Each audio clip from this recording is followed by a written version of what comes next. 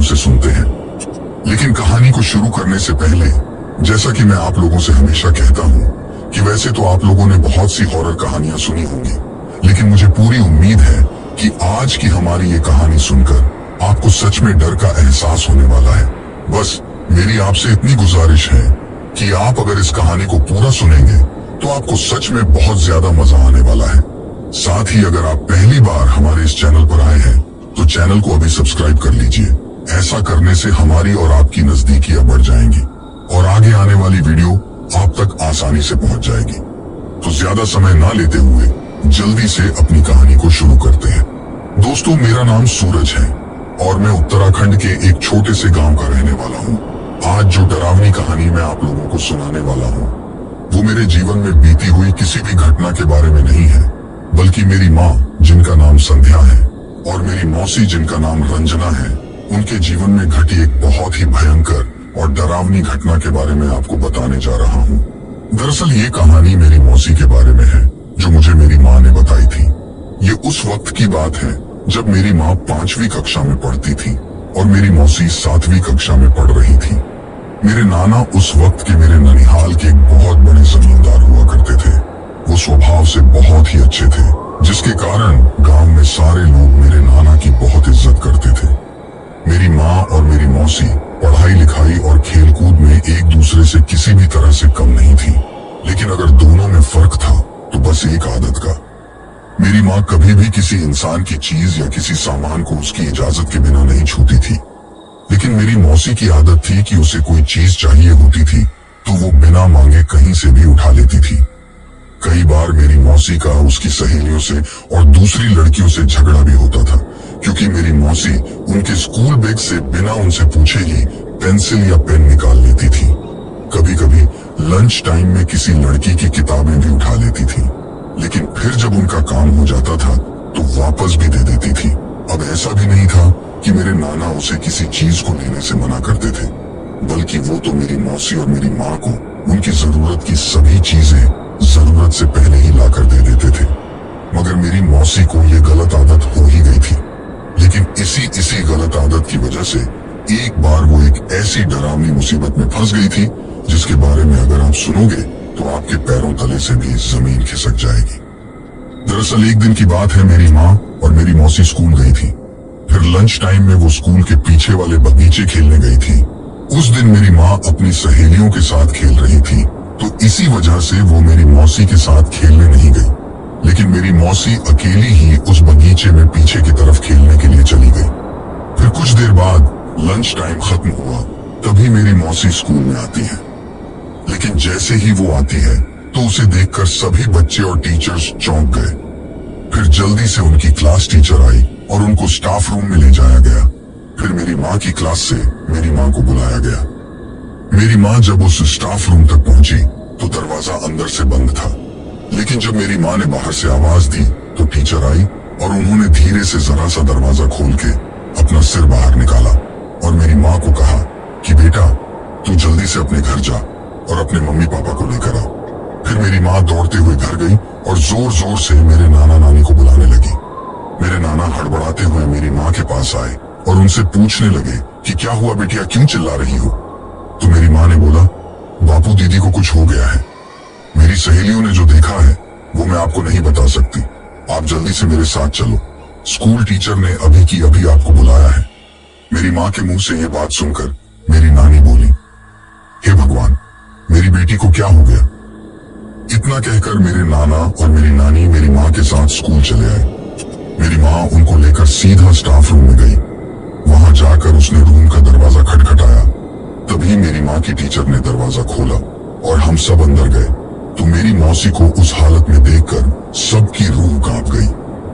मेरी माँ और मेरी नानी तो जोर जोर से रोने लगी और पूछने लगी कि किसने किया मेरी बेटी के साथ ऐसा, मैं उसे जिंदा नहीं छोड़ूंगी। उस वक्त मेरी माँ ने देखा कि मेरी मौसी के शरीर पर एक चादर के जैसा कपड़ा लिपटा हुआ था। माँ की टीचर ने मेरी नानी को बताया कि आपकी बेटी लंच टाइम तक तो ठीक ही थी, लेकिन जब लंच टाइम में कहीं खेलने गई और जब लंच टाइम खत्म हुआ तब वो वापस आई। लेकिन जब वो वापस आई तब उसके शरीर पर एक भी कपड़ा नहीं था। जिसके बाद हम सभी इसको यहाँ स्टाफ रूम में लेकर आ गए और उसे ये कंबल लपेटा है। हम सब टीचर्स ने उससे ये पूछने की बहुत कोशिश की कि तुम्हारे साथ ये किसने किया, वो कौन था, पर ये तो बस हमारी तरफ देखकर इस तरह गुर्रा रही है जैसे वो हमें पहचानती ही ना हो। या तो ये लड़की नाटक कर रही है और किसी लड़के के साथ इसका चक्कर है, या फिर ये किसी बहुत बड़ी मुसीबत में फंस गई है। और आगे टीचर ने मेरी नानी को समझाते हुए और शांत करते हुए कहा कि देखिए, ये किसने किया है इसके बारे में हम कुछ नहीं जानते, मगर बच्ची के साथ कुछ ऐसा वैसा नहीं हुआ है। हमने इस बच्ची को बहुत पूछा, लेकिन ये किसी को कुछ बताती भी नहीं है, ये किसी से बात भी नहीं कर रही है। इस वक्त ये सदमे में है, आप उसे घर ले जाइए या फिर शहर के किसी अस्पताल में ले जाइए। उसके बाद मेरी माँ और मेरे नानी मेरी मौसी को अपने घर लेकर आ जाते हैं। मेरी नानी ने घर पर उसे बहुत कुछ पूछा, लेकिन मौसी कुछ भी नहीं बोल रही थी। फिर मेरी नानी को लगा कि जरूर ये किसी लड़के के चक्कर में पड़ी है और उसी ने ये सब किया है। तब मेरी नानी ने उनसे पूछा, बोल किसने किया ऐसा, पर मौसी कुछ नहीं बोली। लेकिन फिर नानी को गुस्सा आ गया और उन्होंने मेरी मौसी को एक जोर से थप्पड़ जड़ दिया। लेकिन तभी मौसी ने अपने आप को और भी जोर से थप्पड़ मारते हुए अजीब सी आवाज में कहा, और मार मारना। ऐसा कहते हुए वो लगातार अपने आप को थप्पड़ पर थप्पड़ मार रही थी। मौसी का ऐसा बर्ताव देखकर मेरी नानी समझ गई कि जरूर इसके ऊपर कोई ऊपरी साया है। और फिर मेरी नानी ने मेरे नाना को बताया कि ये कुछ अजीब हरकतें कर रही हैं, हमें गांव के पुजारी जी को बुलाना चाहिए। फिर मेरे नाना काली माँ के मंदिर के पुजारी के पास गए, लेकिन उस वक्त दुर्भाग्य से पुजारी जी हरिद्वार दर्शन करने के लिए गए हुए थे और कब तक वापस आएंगे ये कोई नहीं जानता था। फिर नाना जी वापस आ गए और नाना जी ने मेरी नानी को बताया कि हमें एक दिन का इंतजार करना होगा, पुजारी जी किसी काम से बाहर गए हुए हैं। उसके बाद उस दिन धीरे धीरे शाम हो गई। मेरी मौसी पूरा दिन कुछ नहीं बोली और एक कोने में बैठी रही। फिर मेरी नानी ने खाना बनाया और सब लोगों ने खाना खाया, मगर मेरी मौसी ने खाना भी नहीं खाया। रात को मेरी नानी और मेरी माँ ने सोने की तैयारी की और फिर थोड़ी देर बाद सब सो गए। जब सुबह हुई तो मेरे नाना के पड़ोस में वो हल्ला होने लगा, जिसको सुनकर मेरे नाना नानी और मेरी माँ भी वहाँ देखने गए कि आखिर हुआ क्या है। तो वहाँ जाकर उनको पता चला कि पड़ोसियों ने अपनी बकरी को बाड़े के अंदर बांध रखा था। फिर भी कोई जानवर रात में आकर उसका शिकार करके गया। बकरी के अंदरूनी अंग गायब थे और बकरी को आधे से भी ज्यादा खाया गया था। ये देखकर सब बहुत ज्यादा डर गए। आसपास के लोगों ने कहा, रात की कोई भी रात के वक्त घर के बाहर मत सोना, शायद कोई बहुत बड़ा जानवर घूम रहा है जो रात को ही शिकार करने आता है। फिर 2 दिन और गुजर गए, गांव में कोई हादसा नहीं हुआ। मेरी मौसी को भी आज 3 दिन से ज्यादा हो गए थे, लेकिन उसने अभी तक अन्न का दाना भी मुंह में नहीं डाला था।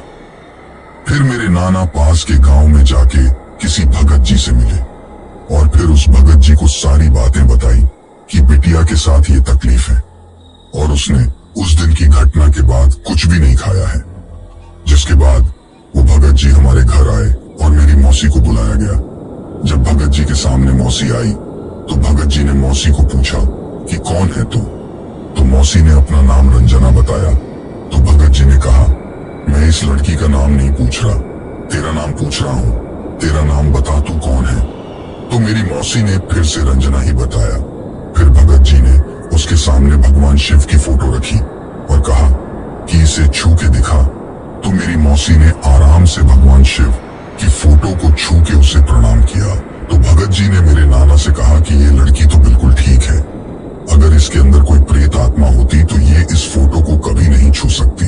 फिर भी और भी कुछ मंत्रों का उच्चारण उन्होंने मेरी मौसी से करवाया, तो वो भी मेरी मौसी ने आराम से बिना डरे कर दिया, और जो कुछ भी पूछा उन सब सवालों का उसने सही सही जवाब भी दे दिया था। दरअसल उस वक्त मौसी एकदम नॉर्मल हो गई थी। फिर भक्त जी ने मेरे नाना से कहा कि बिटिया तो एकदम ठीक है। फिर मेरे नाना से भगत जी ने कहा कि बिटिया को किसी अस्पताल ले जाओ, अगर खाना नहीं खा रही है तो। बाकी भूत प्रेत इसके अंदर नहीं है, इसे तो कुछ नहीं हुआ है। तो मेरे नाना भी हैरान हो गए, वो भी सोचने लगे कि ये कैसे हो सकता है। उसने 3 दिन से हमसे कुछ भी बातें नहीं की थी, अब तो वो आराम से जो भी पूछे उसका जवाब दे रही है। फिर कुछ देर बाद वो भगत जी वापस अपने गांव चले गए। नाना को ऐसा लगा कि मेरी मौसी ढोंग कर रही है, जिसके चलते नाना जैसे ही मौसी को थप्पड़ मारने वाले थे, तभी मेरी नानी ने आके उन्हें रोक लिया और तभी मौसी मेरे नाना के सामने बेशर्मों की तरह उन पर अजीब सी आवाज में हंसने लगी। उसके बाद रात को मेरे नाना नानी और मेरी माँ ने तो खाना खाया, लेकिन मौसी ने उस रात भी कुछ नहीं खाया। फिर जब रात को सब सो गए थे तो रात को तकरीबन 3 बजे के आसपास मेरी माँ की नींद खुली और मेरी माँ ने देखा कि मौसी का बिस्तर खाली है और कमरे में मौसी नहीं है। मेरी माँ मेरी नानी को जगाने ही वाली थी कि तभी मेरी मौसी कमरे का दरवाजा खोलकर सीधा अंदर आई और अपनी जगह पर जाके फिर से सो गई। मेरी माँ को लगा कि शायद मेरी मौसी बाथरूम करने के लिए उठी होगी, तो मेरी माँ ने मेरी मौसी से कुछ भी नहीं पूछा और चुपचाप सो गई।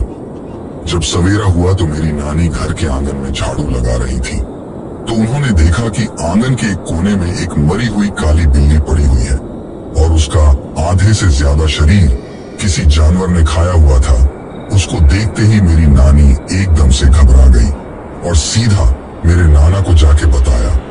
उस मरी हुई काली बिल्ली को देखकर मेरे नाना ने कहा कि वो जानवर हमारे घर तक भी पहुंच गया है, रात को कोई बाहर मत निकलना। लेकिन उसके बाद भी रोजाना ही ये होने लगा कि रात को जब भी 12 बजे से 3 बजे के बीच में जब कभी भी मेरी माँ की आंख खुलती तो उन्हें मेरी मौसी अपने बिस्तर पर दिखाई नहीं देती थी। तभी मेरी माँ को मेरी मौसी पर शक हुआ था कि मेरी मौसी रात को जाती कहाँ है, ये पता लगाना होगा। क्योंकि उसने कई दिनों से कुछ भी नहीं खाया था, फिर भी उसकी तबीयत में कोई फर्क नहीं पड़ रहा था। फिर उसी रात को मेरी माँ मौसी के बगल में सोई थी और मेरी मौसी चादर ओढ़ के सोई हुई थी, लेकिन उस मेरी माँ मेरी मौसी पर नजर बनाए हुए थी। पर तभी अचानक से ही मौसी मेरी माँ से अजीब तरीके से घुर्राते हुए बोलती है कि चुपचाप सो जा, मुझ पर नजर रखने की जरूरत नहीं है। ये सुनते ही मेरी माँ डरते हुए सो गई। अगले दिन सुबह मेरे नाना ने पूरे गांव में ये खबर फैला दी कि मेरी बेटी ने 10 दिन से कुछ भी नहीं खाया है। अगर कोई वैद्य या कोई तांत्रिक या कोई भी हो जो मेरी बेटी को ठीक कर दे तो मैं उसे 10,000 का इनाम दूंगा। उस वक्त 10,000 बहुत बड़ी रकम हुआ करती थी। उस वक्त ये खबर आग की तरह गांव-गांव फैल गई। फिर तो मेरे नाना के घर कई तांत्रिक, पुजारी, कई पंडित और भी बहुत सारे लोग आए, लेकिन उनमें से कोई भी मेरी मौसी को ठीक नहीं कर सका। ऐसा करते करते ही दिन गुजरते गए और उधर जानवरों के मरने का सिलसिला भी चलता रहा।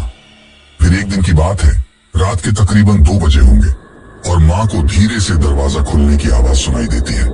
मेरी माँ ने देखा कि मेरी मौसी कहीं जा रही है। तभी मेरी माँ ने मेरी नानी को जगाया। मेरी माँ ने मेरी नानी से कहा कि माँ दीदी कहीं बाहर गई है। इतना सुनते ही नानी हड़बड़ाकर उठ गई और उसे ढूंढने लगी। रात को पूरे गांव में सन्नाटा छाया हुआ था, मगर तभी अचानक से ही एक गली में बहुत तेज कुत्ते भौंकने लगे। उन कुत्तों के भौंकने की आवाज को सुनकर मेरी माँ और नानी समझ गई कि हो ना हो वो मेरी मौसी ही हो सकती है। लेकिन फिर अचानक से ही भौंकते हुए कुत्तों की आवाज दर्द से रोने की आवाज में बदल गई। फिर मेरी नानी और मेरी माँ ने उस गली तक पहुंचकर उन लोगों ने जो देखा वो देखकर उन दोनों की रूह कांप गई, क्योंकि मेरी माँ और मेरी नानी ने देखा कि मेरी मौसी एक कुत्ते के गले को काटकर उसका खून पी रही थी और वो कुत्ता चूं चूं की आवाज करते हुए रो रहा था। तभी मेरी माँ ने मेरी मौसी को जोर से आवाज दी, दीदी। माँ के आवाज लगाने पर जब मेरी मौसी ने मेरी माँ की तरफ पलट कर देखा तो उनके मुंह से खून टपक रहा था और पूरा मुंह खून से भरा हुआ था। तभी मेरी मौसी ने कुत्ते की गर्दन को दोनों हाथों से मरोड़ते हुए उसे तोड़ दिया और मेरी माँ से अजीब सी आवाज में कहा, मुझे बहुत भूख लगी थी, इसमें मेरी कोई गलती नहीं है। इतना कहकर वो हंसने लगी। फिर अचानक से ही कुत्ते का पेट फाड़कर मौसी ने अंदर से उसके अंदरूनी अंग निकालकर मेरी माँ की तरफ हाथ बढ़ाते हुए कहा, ले खा ले, खाएगी? ले खाना। और हाथों के इशारे से अपने पास बुलाते हुए मेरी मौसी बोली, आ आ इधर आ मेरे पास बैठ। ये कहते हुए वो जोर जोर से बहुत भारी आवाज में हंसने लगी। उसका वो डरावना रूप देखकर मेरी माँ और मेरी नानी एकदम से घबराते हुए वहां से घर की ओर भागी और घर जाकर मेरे नाना को सारी बातें बताई। फिर जब मेरी माँ और मेरी नानी मेरे नाना के साथ दौड़ते हुए उस गली की तरफ गई तो वहां जाकर उन्होंने देखा तो कुत्ते की लाश पड़ी हुई थी। मगर मेरी मौसी वहां पर नहीं थी। तभी उन्हें दूर से फिर से कुत्तों के भौंकने की आवाज सुनाई देती है। कुत्तों की आवाज सुनकर वो तीनों जिस तरफ से आवाज आ रही थी उस दिशा में दौड़ने लगे। जब वो उस जगह पर पहुंचे जहां से आवाज आ रही थी तो वो जगह मेरी माँ की स्कूल थी। स्कूल के पीछे की तरफ जो जंगल की तरह ही जो बगीचा था जहां स्कूल के बच्चे रोज खेलते थे, वहां से भी कई कुत्तों की भौंकने की आवाज आने लगी। जब मेरी माँ और नाना नानी वहां पहुंचे तो उन्होंने देखा कि मेरी मौसी एक पेड़ पर बंधे हुए झूले में बैठकर झूल रही है और कुछ गुनगुना रही है। तभी मेरे नाना ने आवाज लगाई, रंजना, चल बेटी घर चल, यहाँ क्या कर रही है, चल घर चल। लेकिन मेरी मौसी ने उसका कोई जवाब नहीं दिया और वो अपनी ही धुन में गुनगुनाती रही। तभी मेरे नाना उसके पास गए और झूला रोककर उसके हाथ को बाजू से पकड़ा और कहा, चल बेटी घर चल। तभी मेरी मौसी अजीब सी आवाज में बोली, छोड़ छोड़ मुझे, यही मेरा घर है और मैं यहीं रहूंगी, छोड़ मुझे, तेरी हिम्मत कैसे हुई मुझे छूने की। ये कहते हुए मेरी मौसी ने सीधा मेरे नाना की गर्दन पर हाथ डाला। तभी मेरी मौसी के हाथ में मेरे नाना का माँ काली का लॉकेट आ गया और उसको छूते ही वो तुरंत ही बेहोश होकर गिर गई। तभी मेरे नाना को समझ में आ गया कि काली माँ के लॉकेट की वजह से ही वो शांत हो गई है। फिर मेरे नाना ने अपने गले से माँ काली का लॉकेट उतारकर मेरी मौसी के गले में पहना दिया और मेरे नाना उसको उठाकर घर ले आए। पर डरावने मंजर को देखने के बाद सुबह तक मेरी माँ सोई नहीं और नानी भी उसके साथ जगती ही रही। लेकिन मौसी को फिर कुछ नहीं हुआ और वो रात भर आराम से सोती रही। जब सुबह हुई तो मेरे नाना पुजारी से मिलने गए। तब तक पुजारी जी भी शहर से लौट चुके थे। फिर मेरे नाना जी ने सारी बातें पुजारी जी को बताई। पुजारी जी ने मेरी मौसी को वहां लेकर जाने को कहा। फिर मेरे नाना और आसपास के कुछ पड़ोसी सब मिलकर मेरी मौसी को लेकर काली माँ के मंदिर गए। जब मौसी को वहां लेकर गए तो वो एकदम ही नॉर्मल रही, जिसको देखकर मेरे नाना बोले कि कल मैंने इसके गले में माँ काली का लॉकेट पहनाया था, तब से ये शांत है। तो पुजारी जी ने कहा कि इसके गले से लॉकेट उतार दो। तो मेरे नाना ने उसके गले से लॉकेट उतार दिया, लेकिन फिर भी मौसी को कुछ नहीं हुआ। तो काली माँ के पुजारी को समझ में आ गया कि ये प्रेत बहुत ही चालाक है, ये ऐसे पकड़ में नहीं आएगी। फिर उन्होंने मेरे नाना से कहा कि आप एक काम करो कि ये काली माँ का लॉकेट इसके गले में ही रहने दो। मेरे नाना ने ठीक वैसा ही किया और मेरे मौसी के गले में लॉकेट को वापस पहना दिया। फिर कुछ दिन ऐसे ही बीत गए। मेरी मौसी एकदम ठीक हो गई। कुछ महीने गुजरने के बाद एक दिन मौसी की चोरी करने की आदत की वजह से उसके साथ पढ़ने वाली एक लड़की के साथ उसका झगड़ा हो गया और मारपीट करते वक्त उस लड़की के हाथों से मेरी मौसी के गले में जो माँ काली का लॉकेट था वो टूट गया। मेरी माँ तब उसको छुड़ाने के लिए पहुंची ही थी कि तभी मेरी मौसी ने अजीब सी आवाज निकालते हुए उस लड़की के कान को अपने मुंह के दांतों से काट लिया और इतना जोर से काटा कि उसका आधा कान कटकर मेरी मौसी के मुंह में रह गया। वो चीज देखकर सभी लोग चिल्लाने लगे। तभी मौसी उस लड़की पर फिर से हमला करने ही वाली थी कि तभी मेरी माँ ने उस लॉकेट को उसके गले में डाल के बांध दिया। जैसे ही वो लॉकेट उसके गले में बंधा, वो जोर जोर से झटपटाने लगी और जोर जोर से चीखने चिल्लाने लगी। लेकिन इस बार मेरी मौसी बेहोश भी नहीं हुई और नॉर्मल भी नहीं हुई, क्योंकि इस बार वो प्रेत शरीर के अंदर था और मेरी माँ ने उसी वक्त उसके गले में लॉकेट बांध दिया था। तो वो प्रेत मेरी मौसी के शरीर में फंसकर ही रह गया था। फिर हमारे गांव वाले उसे उसी हालत में लेके काली माँ के मंदिर में ले गए। जैसे ही पुजारी जी सामने आए तो उन्होंने मेरी मौसी से पूछा कि कौन है तू। तो उसने झटपटाते हुए कहा कि बताती हूँ, पर पहले इस लॉकेट को गले से निकालो। तो पुजारी जी ने कहा कि अगर लॉकेट की निकाल लिया तो तू फिर से भाग जाएगी, तुझ पर कैसे भरोसा करूं। तो मेरी मौसी के अंदर जो कुछ भी था उसने कहा कि नहीं जाऊंगी, अब आ गई हूं तो तुझसे क्या डरूंगी, तू तो मेरे सामने कुछ भी नहीं है। और ये कहते हुए वो जोर जोर से हंसने लगी। फिर काली माँ के पंडित जी ने वो लॉकेट मौसी के गले से उतार लिया। फिर मेरी मौसी के शरीर में जो आत्मा थी उसने कहा कि पूछ, क्या पूछना चाहता है। तो काली माँ के पंडित ने कहा कि कौन है तू और कहां से आई है। तो उस अनजान शक्ति ने कहा कि वो तो मैं बाद में बताऊंगी, पहले तू मुझे ये बता कि मेरा व्यवहार कौन करेगा। अब दोस्तों, आप लोगों में से जिसे व्यवहार के बारे में नहीं पता, मैं उन्हें बता देता हूँ कि व्यवहार क्या होता है और किसे कहते हैं। जब भी कोई अनजान शक्ति किसी के शरीर पर कब्जा करती है तो उसके पीछे कोई कारण होता है या फिर प्रेत बाधित होने वाले की कोई गलती होती है। अब जब कोई भगत उस प्रेत को उसके शरीर से हटाने वाले होते हैं तो उस प्रेत के साथ में उस व्यक्ति का शरीर छोड़ने के बदले में सौदा करना पड़ता है। वो अनजान शक्ति जो मांगे वो देना पड़ता है। उसे ही व्यवहार यानी कि प्रेत के साथ सौदा कहते हैं। दोस्तों, जब उस अनजान शक्ति ने मेरी मौसी के शरीर के माध्यम से पंडित को पूछा कि मेरा व्यवहार कौन करेगा, तो तुरंत ही पंडित ने कहा कि मैं करूंगा। अभी पंडित जी आगे कुछ बोल पाते उससे पहले ही उस अनजान शक्ति ने कहा कि देख पंडित, फिर बाद में मुकर मत जाना। तो पंडित जी ने कहा कि ठीक है, अब तुम बताओ कि कौन हो तुम। तो फिर मेरी मौसी के अंदर जो शक्ति थी उसने बताया कि ये 100 साल पुरानी बात है। मैं एक बंजारों की साधना देवी हूँ। मैं तामसिक साधन से प्रश्न हुई थी और मेरी तामसिक साधना करके मुझे जानवरों की बलि भी दी जाती थी। जब वो बंजारे घूमते घूमते इस जंगल से गुजरे तो इसी जंगल में उन बंजारों ने डेरा डाला हुआ था। वो यहाँ महीनों तक रहे और इसी जंगल में एक पेड़ के नीचे मेरी स्थापना की। वो लोग यहाँ भी मेरे भोग के लिए मुझे जानवरों की बलि देते थे और मैं उनके मनचाहे काम करती थी। एक दिन अचानक ही उन लोगों पर इस प्रांत के राजा की एक बड़ी सेना ने हमला कर दिया और वो सारे बंजारे डर के मारे अपनी जान बचा के यहाँ से भाग गए और वो लोग मुझे यहीं छोड़कर चले गए। और मैं तभी से यहाँ इस जंगल में हूँ। इस जंगल में अगर कोई मेरी मन्नत मांगता है तो मैं उनकी मन की इच्छा पूरी करती हूँ और कोई राह चलते हुए भी मेरे दर्शन करते हुए यहाँ कुछ पैसे मुझे अर्पण कर जाते हैं। फिर पंडित जी ने उस बंजारों की देवी से पूछा कि वो सब तो ठीक है, मगर तुमने इस बच्ची के शरीर पर कब्जा क्यों किया है?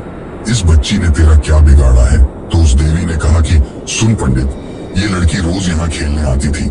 इसके साथ और भी की बच्चे खेलने आते थे, मगर इस लड़की ने, इतना कहते ही वो बंजारों की देवी रुक गई और जोर से उसने मेरी मौसी के गालों पे चाटे मारना शुरू कर दिया और चाटे मारते हुए बोली, इसने मुझसे पूछे बिना मेरे घर से चोरी करने की हिम्मत कैसे की?